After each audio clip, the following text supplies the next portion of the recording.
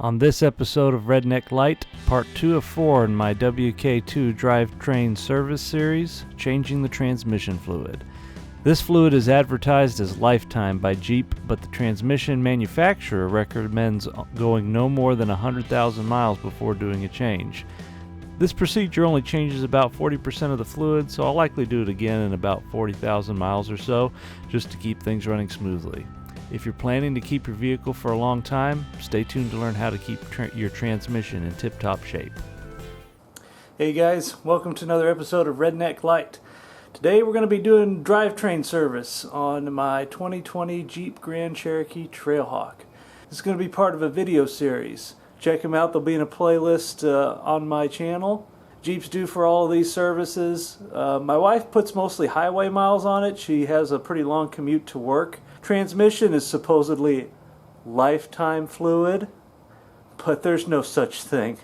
Even the company that manufactures the transmission says don't go more than 100,000 miles on it. So I figured 80,000 miles is a good time to change it. So let's get started.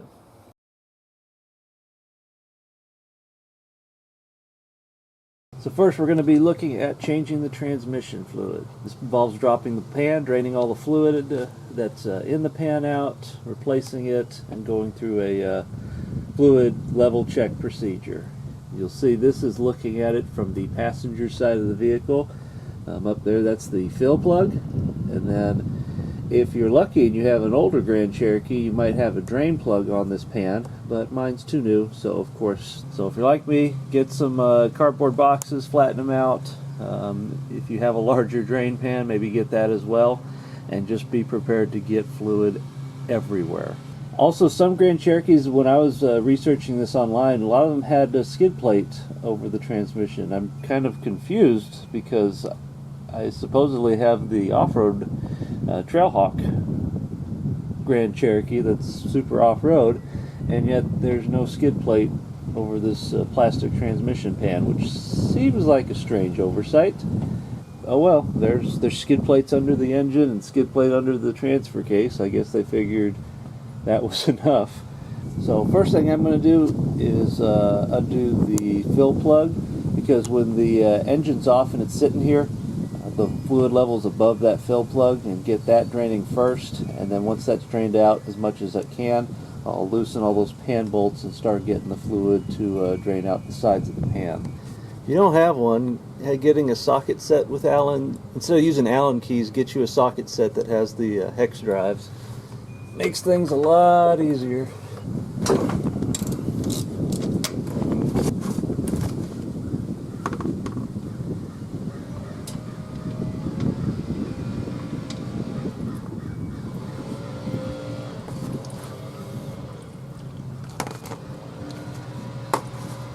Okay, one quick detour to Walmart later for the very specific T40 Torx bit. Start cracking these bolts, and of course I'm not going to be able to get to like those three and these three. It was at this point I spent entirely too much time trying to wrestle different combinations of ratchets and bits and adapters and U-joints above the skid plate to get to the hex bolts holding the transmission pan up. After quite a bit of time, I was able to get the transmission pan off, but putting it back on was a totally different story, and it was all but impossible until I finally fabricated a ratchet and bit set combination that was just the right length to clear the skid plate and reach all of the bolts. So I'll show you a picture of what I made. In hindsight, a hex key with a Torx bit head. I've seen these before.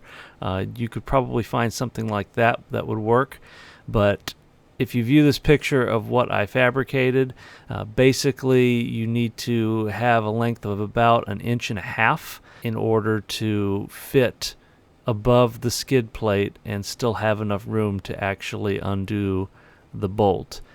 If I had started out with this tool, or I had gotten the correct hex key with the Torx bit, I probably would have saved myself a ton of time.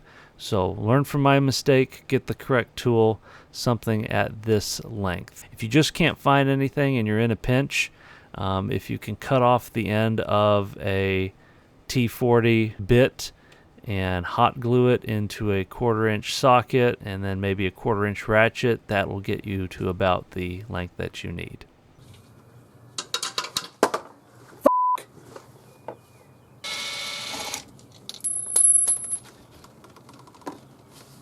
Oh shit.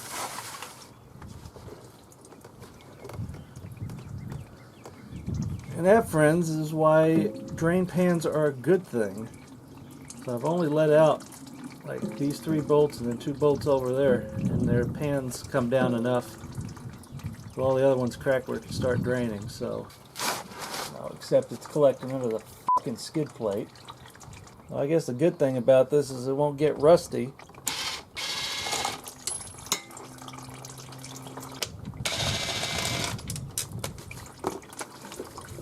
Position myself to kind of hold the pan up with this hand and drop the bolt in the oil pan, because why wouldn't I? Okay, kind of lower that. Probably could have gone a little slower.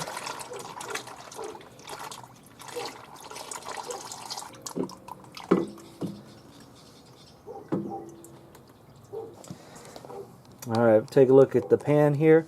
So what you want to pay attention to is there's magnets over here, and depending on how many miles you have, there's going to be a little bit of silver material. A little bit's normal. If you've got giant chunks or lots of silver in here, that may be a cause for concern, but that's going to be normal to have just a little bit of clutch material in there.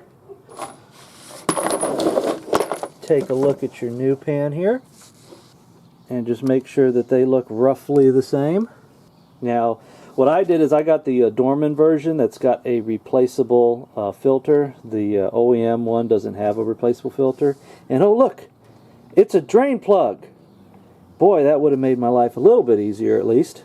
And there's how your transmission looks on the inside there. One thing you can do if you want is you can spray it down with a little bit of brake cleaner. I don't think it's necessary. Also doesn't hurt to take a look, see if there's anything that looks like it's out of place or doesn't look right. Take a shop towel or something and just wipe around the gasket surfaces under there. Alright, kind of reset here. Put a new thing of cardboard under there. We're still dripping a little bit. Do a quick wipe down of the mating surface just to make sure it's all clean. There's a little hole here that has to line up with the O-ring and round thing on the pan. So we're going to go in kind of the same way it came out. We'll position the pan, and then I'm just going to put 2 bolts on either side and just get them snug, not tight, just to hold the pan up while I get the rest of the bolts in. You're kind of going to go where that hole is, that O-ring is, get that to seat. Once that's seated, like I said, pick a couple of the holes that are easy to get bolts into.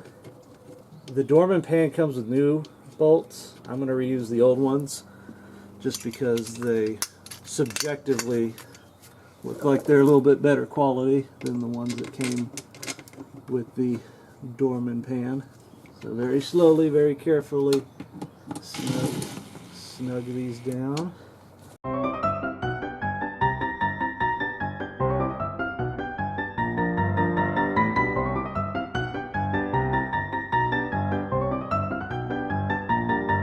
Alright, next step of this ordeal is to pump some new transmission fluid into the fill hole right there.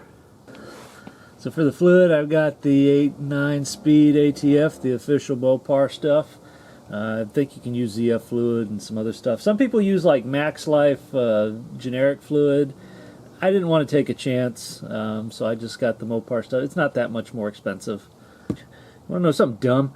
So this is an actual, it's a legitimate Mopar bottle, and they have a typo in it for quiet operation instead of quiet. Apparently it's been like this for years. And I bought one of these little bottle pumps. Basically you put it into the quart container, and then there's a little pump at the top, and that will pump fluid up there, so you don't have to, and that's pretty much the only way you can get the fluid up into the transmission. We're basically going to fill this. It should take about 3 quarts or so pumping in there, and then once it starts coming out of the hole, we'll put the drain plug on. I'm screwed down here.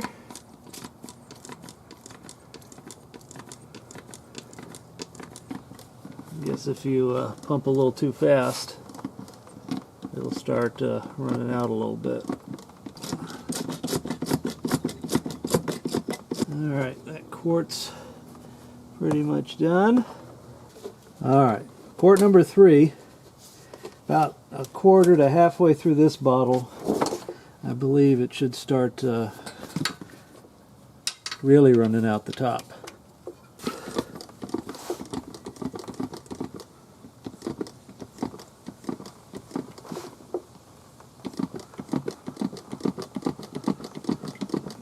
Alright, now we can see it's starting to run out. And actually that took almost all of those 3 quarts.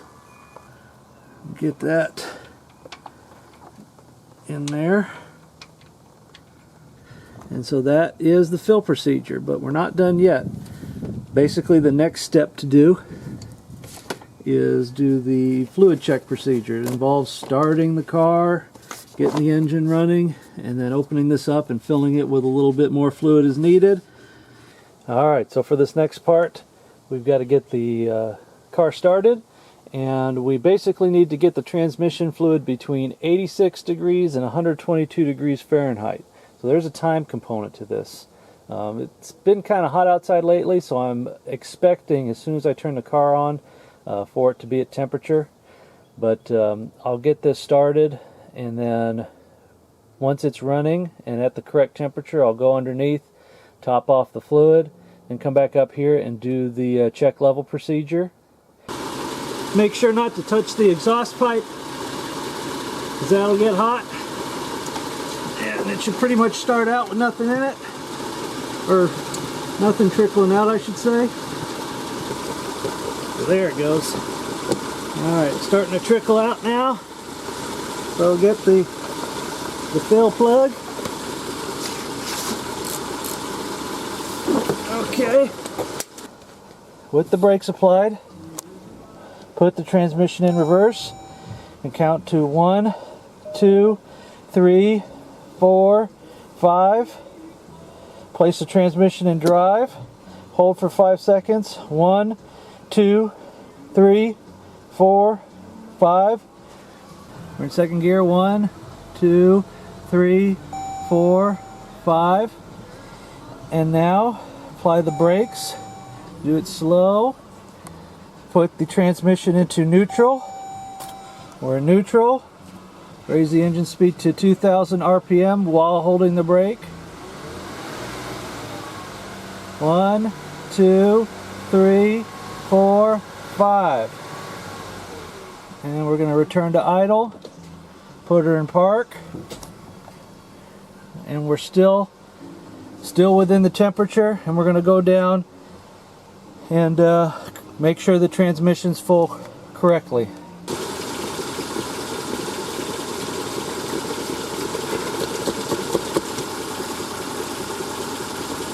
Alright, it barely needed any of that.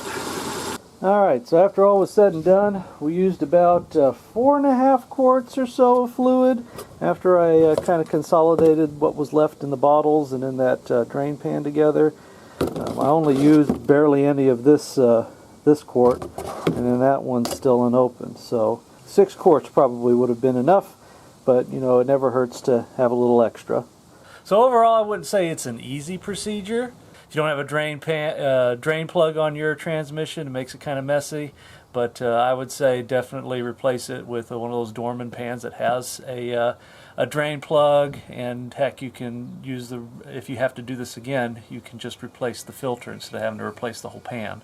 So I hope you enjoyed. This is part of a video series where I'm doing the entire drivetrain service, so check out my other videos to look at the axle fluid change procedure for front and rear, and the transfer case fluid change procedure. I'm hoping those are a lot easier, but you never know with new cars.